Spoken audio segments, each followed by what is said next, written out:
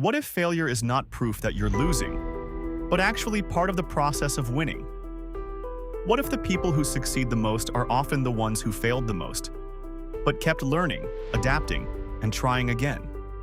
In this video, I'm sharing key ideas and personal reflections from How to Fail at Almost Everything and Still Win Big by Scott Adams. In this book, Scott Adams, creator of the Dilbert comic series, shares how repeated failures, experiments, habits, and systems eventually helped him build long-term success. The central message of the book is this: success is rarely a straight line. Most successful people experience failure, rejection, uncertainty, and setbacks before things finally work out. The key difference is that successful people continue learning, adjusting, and improving instead of giving up. One of the most famous ideas from the book is this: systems are more powerful than goals. Goals focus only on one future result, but systems focus on daily habits and processes. Create routines instead of depending only on motivation. Small, consistent actions create long-term results. Scott Adams openly shares many failures from his life and career.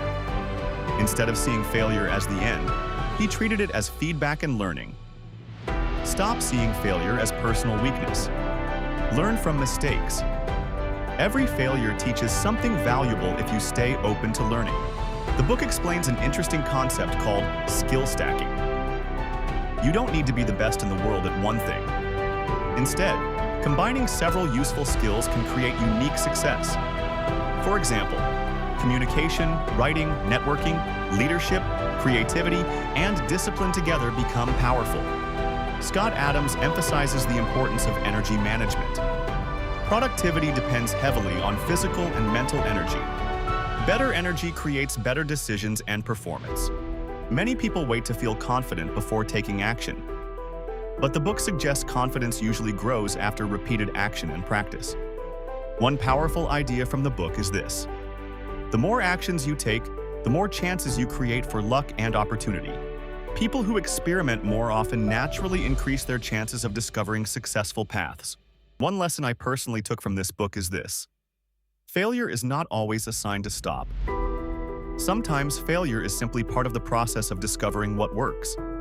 How to Fail at Almost Everything and Still Win. Big reminds us, success is often built through repeated experiments, small improvements, and resilience. You do not need a perfect path.